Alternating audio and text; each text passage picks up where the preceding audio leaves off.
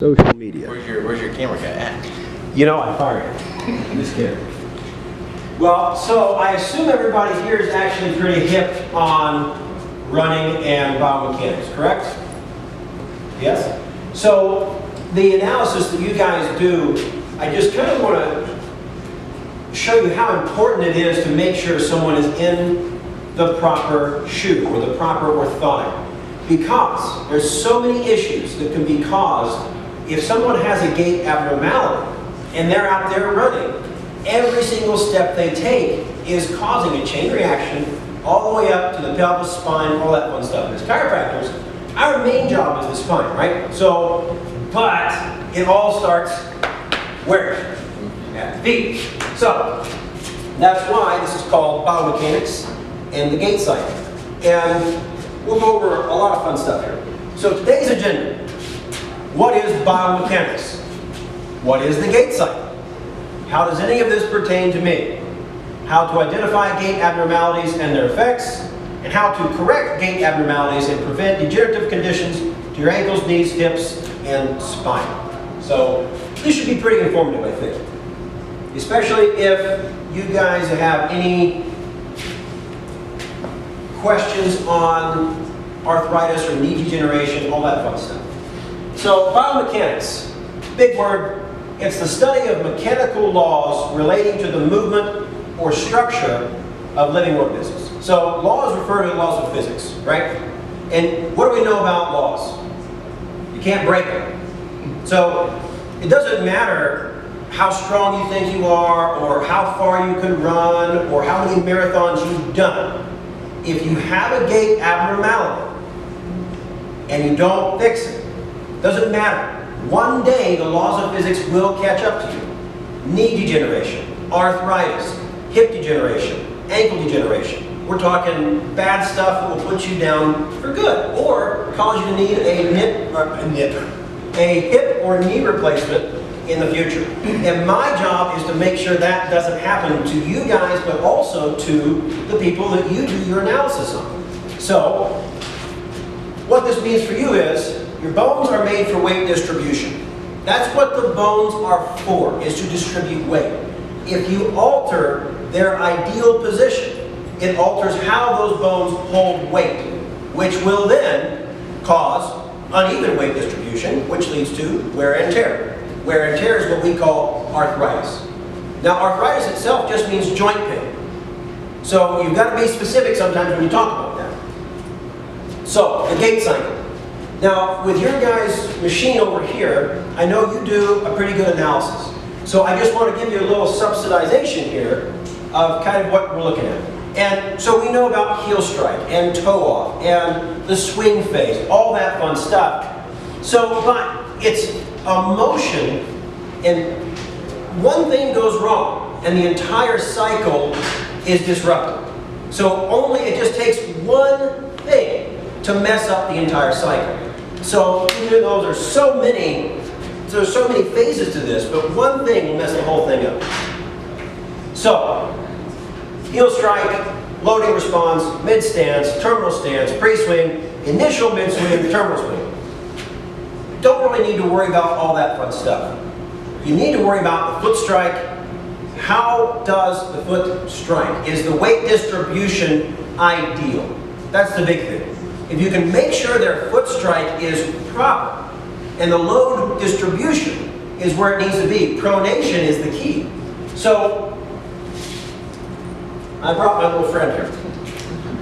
So I don't know if you guys, I'm going to move a couple of these chairs just so you can see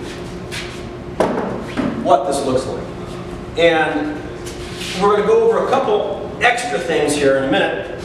But, so, foot strike. I don't know if you guys in the back can see.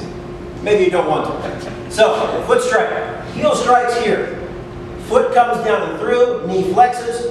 Pronation occurs when the arch actually takes weight and the knee flexes and the weight is supported. This whole action is pronation. If the arch is not supported correctly, you have this. Now, does anybody know what the normal arch drop should be in an average human being? 2 millimeters.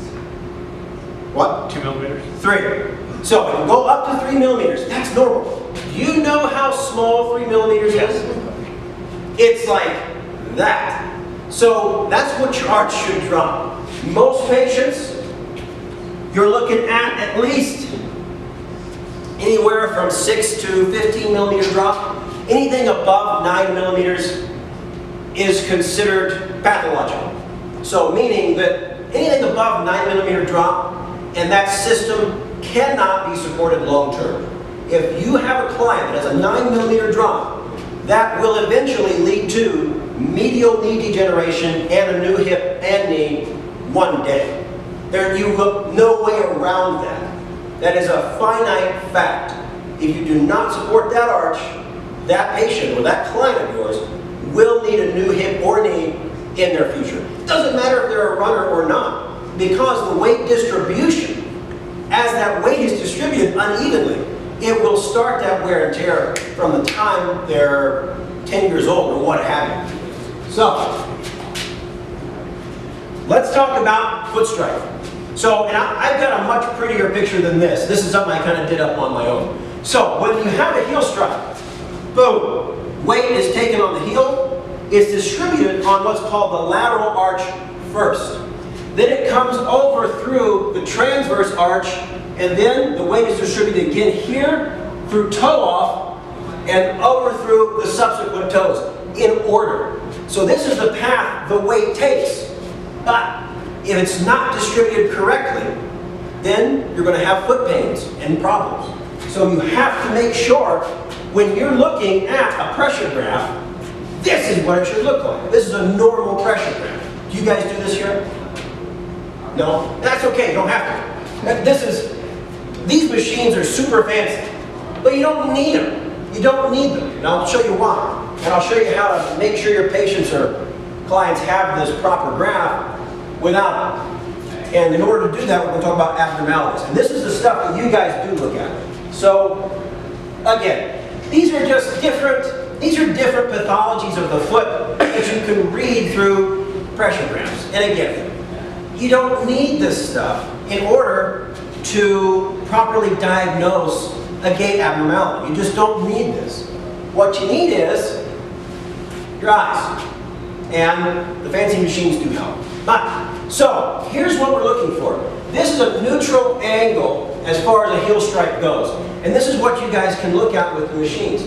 So, when you have a negative or a positive angle on the heel strike, and again, the takeoff, so toe off, you know you've got a problem. So for instance, on this guy, if you have this negative angle, you're going to have a lot of problems. And this is something similar to overpronation.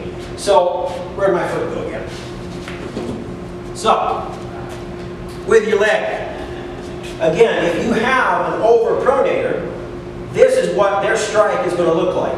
And this creates what's called a Q angle. And we're going to go over that here in a minute. So the Q angle eventually will cause an ACL issue, but also as that overpronation happens, it changes everything all the way to toe off. So you have to support the arch. Everything is about the arch. So we'll go back over Mr. Bones here in a minute. So again, here are some overpronations and underpronations. Underpronation is called supination. Only 5% of individuals are supinators. Very, very rare. But 95% of all gait abnormalities start with overpronation, which is that knee coming in. So that's what you really have to worry about. If you have a true supinator, if you have a really true supinator, they're rare and very difficult to deal with. But 95% of the people you're going to encounter are pronators, overpronators. So again, heel strike, and then we have weight going through the transverse arch, lateral arch, and then transverse arch and toe off. So with overpronation, again, notice the angle. The angle, even though their heel strike is normal, the angles become too acute to support long term. So how does this pertain to me? So what are the symptoms of a gait abnormality? Do I have a gait abnormality? Am I at risk for degenerative conditions? And if you have a gait abnormality, The answer to that last question is yes. You cannot trick the laws of physics. No matter what you do, you cannot change them. So if you have a gait abnormality and you don't fix it, you are in big trouble long term. So, symptoms of gait abnormality. Uneven shoe wear. Has anybody ever looked at the bottom of your shoe? Right? You can read a shoe like you read a book. I have patients come in my office and I don't even want to, I just, la la la la la, let me see your shoes. Because if you look at the shoe wear, I can tell you exactly what their problem is. If they're a supinator or a pronator, or where their toe off is. So sometimes you want to see that toe, you want to see that wear on the big toe portion if they have a proper toe off. And the heel strike should be just outside of center. So you need to see that wear. And again, as shoes wear, they're like car tires. You can't have the same pair of shoes for 10 years. You have to have good tread on the shoe. Because once the tread starts to wear unevenly, then it just helps to, it furthers that issue. It compounds it, makes it snowball. So, pain in the ankle, knee, hip, or low back. These are all symptoms, not saying you have to have those to have a gait abnormality. And if you have those, it doesn't mean you have a gait abnormality, but these are things that you might see. Frequent ankle sprains and strains. So again, with that overpronation, that internal angle on the foot, it makes you very prone to an ankle sprain or strain. Because the biomechanics aren't there. The stability's gone. Plantar fasciitis. Come on. Everybody's seen somebody in here with that, I'm sure. And then degenerative conditions in the hip, knee, or ankle, runner's knee, stress fractures in the foot, all that fun stuff. Again, shoe wear is very important. This is a very crude chart. Again, what you want to see is the heel strike should be just outside of the heel, right down here. Then you want to see some wear coming up through here, coming over, and then you want to see a good wear pattern here on the big toe. So that's what you want to see. That is the absolute perfect shoe pattern, if that's what you're looking for. Now, so medial wear, so the internal, that's going to show us overpronation. And again, much more rare is the supination.